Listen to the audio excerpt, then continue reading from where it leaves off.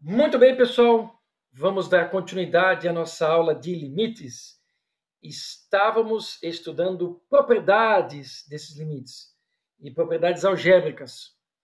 Vamos para a propriedade agora, que vai ajudar a calcular o limite de funções racionais quando ocorre a determinação do tipo 0 sobre 0. Muito bem. Vamos partir direto para um exemplo para ver como isso funciona. Certo? Vejam só o exemplo 1 aqui. Ó. Calcule o valor desse limite que está aqui. Bom, quando a gente tem função racional e o x está tendendo a infinito, a gente já tem propriedade que a gente viu no vídeo anterior. Mas aqui não é infinito, vejam só a diferença. Então a primeira coisa que a gente faz é tentar substituir o 3 aqui nas variáveis para ver o que acontece. Se a gente fizer isso, o que vai acontecer? 3 vezes 4, 12. 12 com 2, 14. Beleza. Mas se eu colocar o 3 aqui, 3 menos 3, 0. 0 vezes qualquer coisa, 0. 3 menos 3, 0. E surgiu 0 sobre 0. Isso é uma das 7 indeterminações do cálculo. Isso quer dizer que o limite não existe? Não. O fato de dar indeterminação não significa que o limite não existe. Significa que tem algum problema com esse 3 aqui. Certo? E a gente sabe que o limite pode existir sem que o 3 seja definido na função. Ele pode estar fora do domínio. É o que é muito comum quando acontece isso. Então, se a gente reescrever essa função aqui, ó, o que a gente vai perceber? Que essa função aqui ela tem um produto aqui em cima, eu podia até separar para ver, mas vejam só, pessoal, são iguais esses dois termos. Então, a gente pode fazer o quê? A gente pode simplificar. Simplificando, olha só o que aconteceu. Ficou só essa função que está aqui. E nesta função, eu consigo substituir o 3 e verificar que o resultado desse limite é 14. Certo? E eu posso escrever assim. Foi pedido para calcular o limite, esse limite aqui. Eu fiz uma simplificação. Vejam que eu encontrei uma outra função, mas esse resultado é válido para a função original e aí está. Certo? Muito bem. Só que vai ser sempre assim? A gente vai ter uma função aqui que é só simplificar? Na verdade, não. Na verdade, essa função que vocês estão vendo aqui, ó, ela vai vir com esse aspecto. E a gente não vai conseguir enxergar essa simplificação de antemão. Porque é assim que são as funções. Mas se der 0 sobre 0, a chance dessa simplificação acontecer, ela é muito grande. Mas muito grande. Eu diria que é quase certo. Então, o que a gente pode fazer? A gente vai transformar essa função nessa, que é o que a gente está vendo aqui. Então, a gente vai simplesmente escrever essa função de um outro jeito, e aí, então, a gente faz simplificação. E notem que a função original, quando escrita de outro formato, ela é a mesma. Quando você simplifica, na verdade, você tem uma nova função. Mas essa nova função aceita no domínio o x que está aqui embaixo. E aí a gente pode encontrar o resultado. Certo?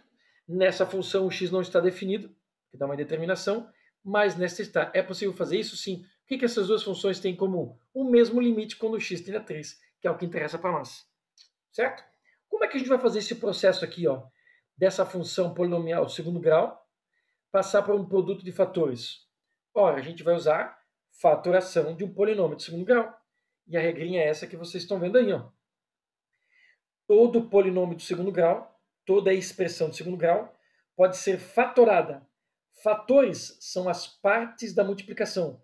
Aqui eu tenho um fator do primeiro grau e outro fator do primeiro grau. Então, fatorar, fazer uma fatoração, é transformar alguma coisa em produto. Tem uma multiplicação. Ok? O primeiro termo, que é o a, que é o coeficiente x quadrado, vai aparecer aqui na frente. E o x' e x das linhas são as raízes dessa equação de segundo grau. E a gente vai fazer um exemplinho já para ver como é que fica. Notem, pessoal, que aqui, ó, o que está aqui em vermelho são números, né? Então, essa expressão que está aqui, ó, vai ter um número, vai ter x menos um número, x menos outro. Mais ou menos como vocês estão vendo aqui, ó. X um número, x e outro. Pode acontecer de aparecer o mais, não tem problema nenhum. E pode acontecer de aparecer com um coeficiente aqui, se você colocar esse número aqui para dentro, tá? O a aqui para dentro. Ok? Mas muito bem, vamos fazer o exemplo completo então. É só para a gente ver esse contexto aqui de simplificação. Então, deu indeterminação 0 sobre 0, é bem provável que tenham partes em comum que se simplificam. tirando a indeterminação, o 0 sobre 0 está aqui, pessoal. Aí eu tenho uma função irmã, vamos dizer assim, e essa função irmã tem o mesmo limite da função original. Só que não tem determinação. Vamos para outro exemplo, então. Aqui está uma função racional, polinômio em cima, polinômio embaixo, x tendendo a menos 4. Vamos para a resolução. Toda vez que a gente tem uma função dessa, a primeira coisa é substituir o x para ver o que acontece. Nós estamos usando aqui um processo algébrico. Estamos resolvendo algebricamente. Veja que a gente não tem um gráfico. Ok? Então, você colocando menos 4 aqui em cima, ó, 3 vezes menos 4, menos 12, mais 12, 0. Tem problema o 0 em cima? Não tem problema. Se aqui der 0 e aqui der outro número, 0 dividido por outro número, 0, o limite está resolvido. Agora, se der 0 aqui embaixo, aí é problema. Então, o 0 nos dois é problema. O menos 4 aqui e o menos 4 aqui, é óbvio que vai dar uma determinação, porque é isso que a gente está resolvendo. Certo? Muito bem, é só colocar o menos 4 aqui, ó. Dá 16, vezes 2, 32. Aqui dá 8 negativo, 8 com 24, 32 negativo, 32 positivo. Certo? 32 menos 32, 0 sobre 0. Indeterminação. O que nós temos que fazer? Temos que driblar ela. Se deu 0 sobre 0, significa que tem um termo aqui em cima e um termo aqui embaixo que resultam em 0. Então, o que nós vamos fazer? Pegamos essa expressão do segundo grau que está aqui embaixo, igualamos a 0, aplicamos a forma de Bhaskara ou qualquer outro método que você julgue conveniente, algumas dá para resolver de forma direta, e achamos as duas raízes, x' e x'. E aí a gente passa para o processo de fatorar esse polinômio que está aqui. Ó. Notem que aqui na fatoração não tem igual a 0, vou escrever essa expressão do outro jeito. Então, ok, vejam só, aqui está a expressão, o x' e o x', x' é 3 e x' menos 4, eu posso inverter essa ordem aqui, não tem problema nenhum, ok? Lembre-se que a fórmula é com menos, ó. Então, 3 cai aqui e vai ficar menos 3, porque não interfere em nada. E o menos 4, quando eu colocar aqui, vai interferir no sinal. O coeficiente x² aparece aqui na frente, que é 2. E aqui está, x menos 3, menos com menos x mais 4. Essa expressão é exatamente igual a essa. Se eu desenvolver esses produtos notáveis que aqui, então, obviamente, vai voltar à expressão que estava aqui antes. Correto? Muito bem. Aqui com uma certa desenvoltura, né, você calcula as raízes e já escreve meio que direto. Não precisa nem escrever a formulazinha. Só tomar cuidado para não esquecer um termo, o coeficiente do x², termo A. Certo? Ou o coeficiente A, né? Que como é muito comum ele ser 1, a gente acaba não escrevendo ele aqui, quando ele é 1, tá? Beleza, voltamos ao nosso problema. Escrevemos a expressão aqui fatorada. E para poder simplificar, esse x mais 4 deve aparecer em cima também, porque ele é o cara que zera. Então aqui em cima eu coloquei o 3 evidência, olha só. Coloquei o 3 evidência, 3 vezes x, 3x, 3 vezes 4, 12. Muito bem, agora nós podemos simplificar. E vejam só, pessoal, é aqui que está o 0 sobre 0. Olha lá, ó. Menos 4 mais 4, menos 4 mais 4. Criamos uma função irmã daquela lá, só que essa aqui não tem o problema da determinação.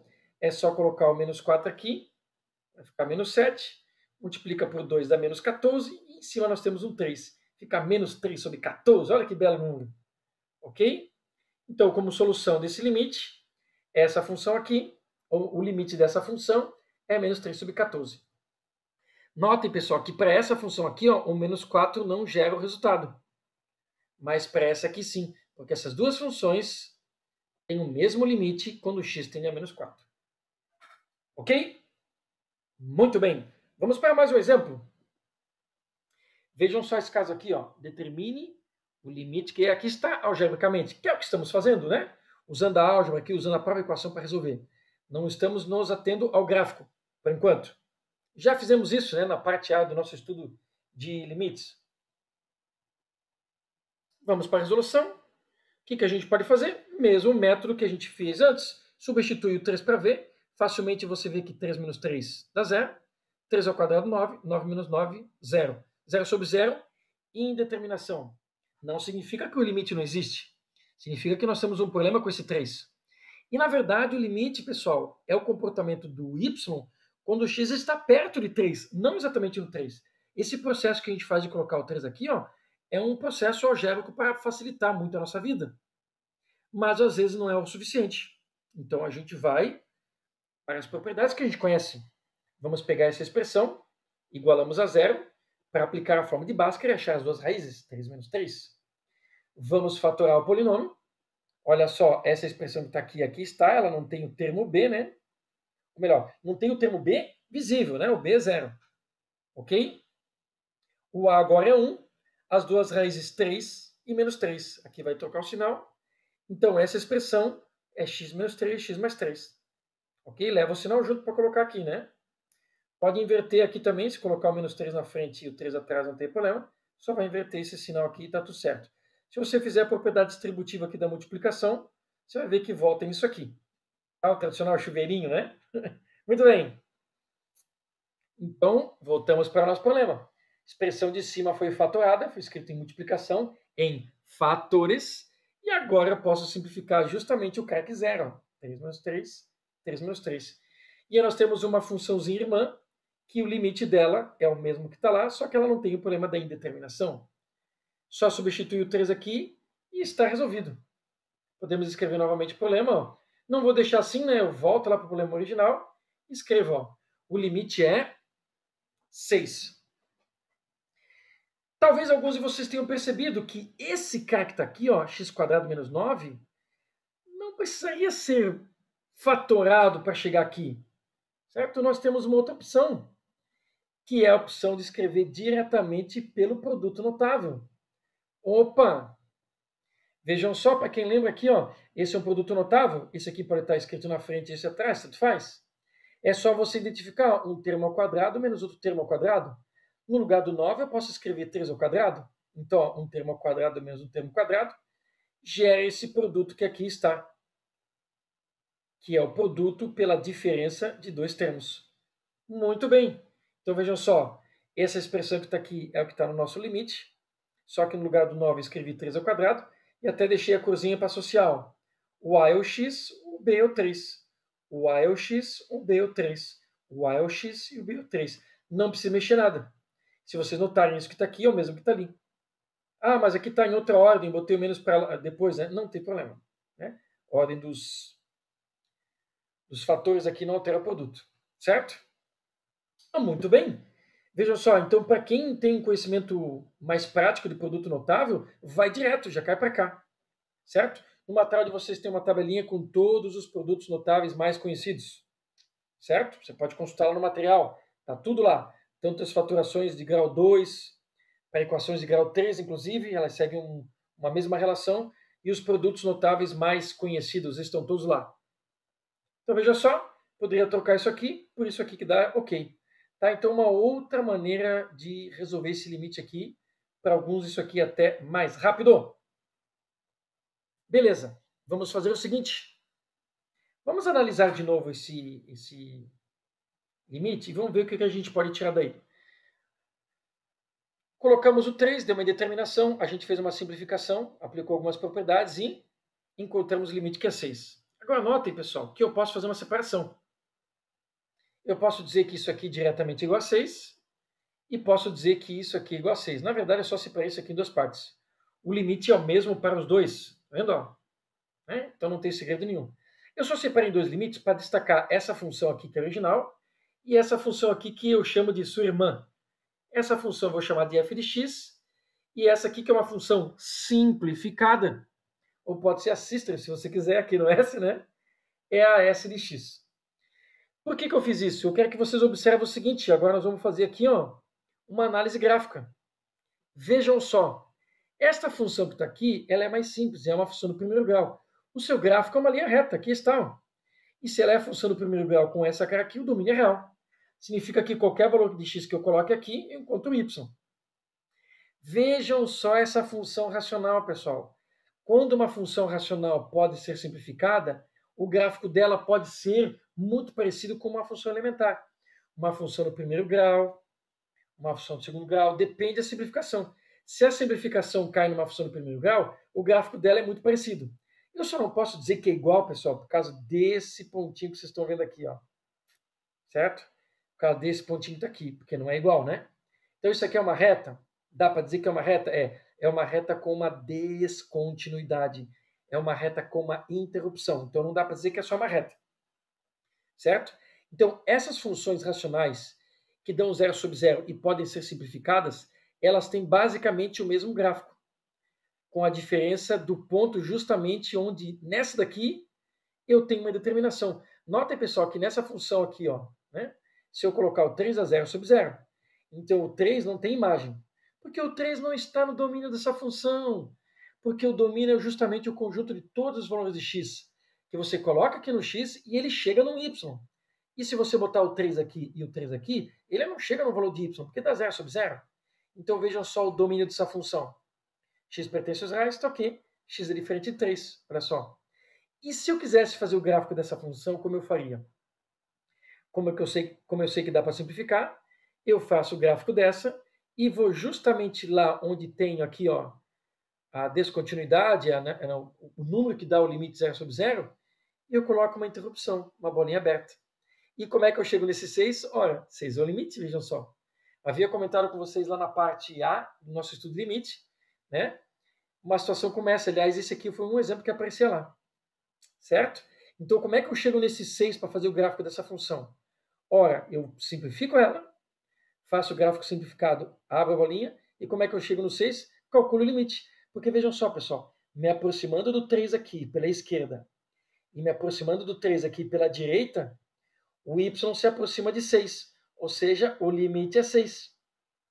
Então, para isso funcionar, que o limite pela esquerda e pela direita sejam iguais, como a gente está vendo aqui, só pode ser 6 o valor do y, certo? Então aí, ó, mais um detalhezinho que o limite ajuda a gente a escrever esse pontinho aqui na função que não tinha. Porque a gente calcula nessa e transfere para aquela lá. Legal? E é legal ver esse comparativo aqui, ó, isso acontece nos outros casos também. Ah, mas isso aqui foi uma função do segundo grau. O gráfico é uma parábola. E aqui? Aqui vai ser uma parábola com uma descontinuidade, com uma interrupção. E aí o domínio das duas vão ser diferentes, né? Certo? Domínio real para isso aqui tem uma restrição. Legal? Para essa parte, ficamos por aqui. Mais conteúdo de limite, mais propriedade no próximo vídeo.